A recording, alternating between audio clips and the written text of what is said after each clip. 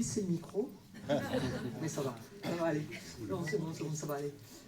Monsieur le Président, Monsieur le Sénateur, Monsieur le Député, Monsieur le Vice-président du Conseil régional, Monsieur le Vice-président du Conseil départemental, Madame la conseillère départementale, Monsieur le directeur de la CAF, Monsieur le président de la MSA, voilà. Mesdames et Messieurs les élus, et je sais qu'ils sont nombreux aujourd'hui, mais mesdames et messieurs. Alors tout d'abord, je souhaite excuser Monsieur le préfet qui aurait souhaité être parmi nous aujourd'hui pour inaugurer ce pôle petite enfance, mais est retenu par d'autres obligations. C'est avec grande joie que je le représente aujourd'hui. Et je suis très heureuse d'être à vos côtés pour inaugurer ce magnifique équipement. On l'a visité. Je crois que c'est un équipement important pour le territoire, qui est structurant.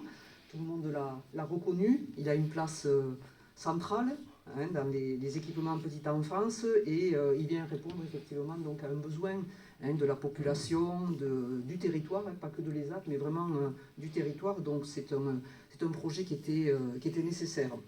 À l'origine, vous l'avez dit, Monsieur le Président de la CAF, il y a une étude menée effectivement sur le territoire qui, en 2021, constatait que il y avait de moins en moins de nounous, avec on avait dit, des départs à la retraite, etc. Donc une volonté d'équiper le territoire pour pouvoir apporter des solutions d'accueil et permettre, parce que moi je le constate quand même tous les jours, et le président me mobilise beaucoup en tant que sous-préfet. Je vais peut-être veiller à déplacer la sous-préfecture sur la Moselle, je ne sais pas, parce qu'étant extrêmement mobilisé sur ce territoire pour des inaugurations et puis pour travailler des projets tout simplement, on a un territoire qui est très actif, qui est investi, c'est des petites villes de demain, Bourg-Centre, ORT, avec Mazazil, Domazan, voilà, tout un tas de communes qui portent des projets structurants, Castex, qui est un gros projet.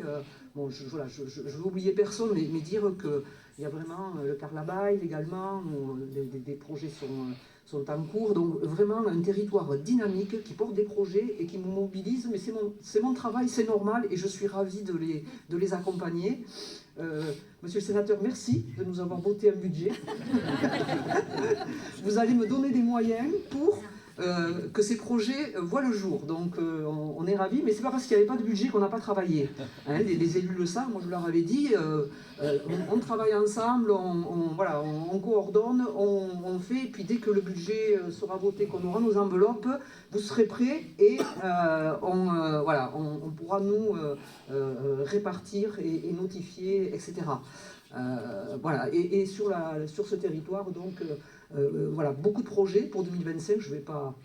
Je laisse le soin aux élus d'annoncer ce qu'ils vont faire, mais véritablement un territoire très dynamique, et je comprends que la population ait plaisir à venir s'installer ici, à proximité de Toulouse, mais aussi connaître les charmes de l'Ariège et des équipements touristiques qui sont présents. Donc il fait vraiment bon vivre ici. Donc il y avait deux projets à l'origine qui étaient nés de cette étude de la CAF, un projet donc ici à l'ESAT et puis un projet au Fossat. Voilà, vous avez souhaité différer le projet au Fossat, ce qui est une bonne idée en termes de démarche, de se dire que on va d'abord faire fonctionner à l'ESAT, on va voir comment ça fonctionne, quels sont les besoins, et puis trouver aussi cette articulation avec le relais assistant maternel. Vous avez insisté sur cette nécessité de complémentarité, et effectivement, il faut que c'est un pôle petite enfance, ce n'est pas qu'une crèche, donc il faut que ce pôle vive et qu'il trouve son équilibre, j'ai envie de dire, et que ça donne envie aussi à des personnes de s'investir dans ces fonctions d'assistante maternelle, puisqu'il y aura un équipement qui pourra aussi les accueillir, leur apporter un soutien, une articulation avec la crèche. Donc moi je crois vraiment beaucoup à ce type de structure. Donc vraiment un projet donc adapté, qui a du sens. Et puis c'est un projet surtout qui a été mené à son terme avec un magnifique travail d'un architecte, donc bravo.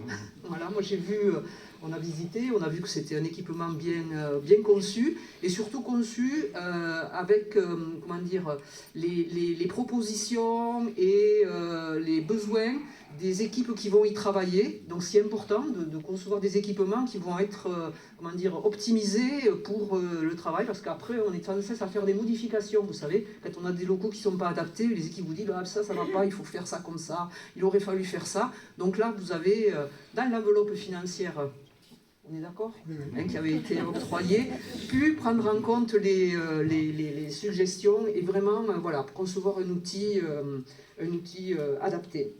Donc vraiment un très bon travail, féliciter les entreprises qui se sont investies, vous avez donné la liste, donc c'est aussi important, des entreprises locales. On a besoin de faire fonctionner le tissu économique ariégeois et limitrophe, Haute-Garonne, pas trop loin quand même, mais il faut quand même, voilà, pour nos entreprises, ça fonctionne ici. Voilà. Et puis, dire que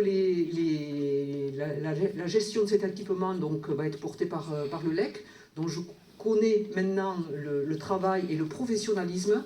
Donc je sais que voilà, c'est des équipes investies qui ont à cœur effectivement ces sujets de la jeunesse et de la petite enfance, et que voilà, l'État continuera de soutenir plus globalement l'action de ceux qui portent des politiques jeunesse, qui ont du sens, qui correspondent aux attentes du territoire et qui, voilà, qui viennent amener des solutions, voilà, que ce soit effectivement sur la Riselaise, sur le Couserans et plus largement en Ariège. Je souhaite à Madame la vice-présidente en charge de l'enfance et de la jeunesse sur le territoire, voilà, de continuer à porter utilement ces politiques, et vous trouverez, voilà, à ma personne, à la personne de l'État, effectivement, le soutien pour vous aider dans votre mission. Voilà, je ne vais pas être trop plus longue. Bon, les financements, on en a parlé. Presque alors 70% de financement, c'est pas mal. 80%, Aubeline, oui, je sais. Parce que quand vous venez me voir avec des projets, on voit que 80%. On essaie vraiment d'aider au maximum et on essaie d'orienter sur les différents fonds qui sont disponibles, qui sont à notre main pour que le projet soit le mieux financé possible.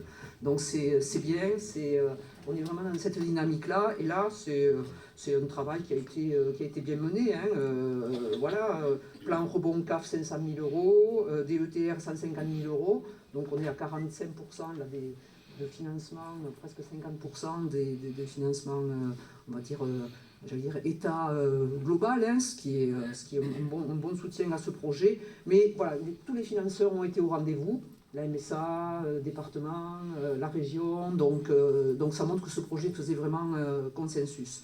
Voilà, je ne vais pas être plus longue, donc je souhaite vraiment une longue vie à cet équipement. Je souhaite aux équipes, dans leur ensemble, et à tous les usagers, de pouvoir voilà, fréquenter ce lieu, d'y trouver les réponses adaptées, et puis qu'on continue voilà, à apporter des projets pour la Riselaise, pour l'Ariège, pour ce magnifique département. Merci à vous.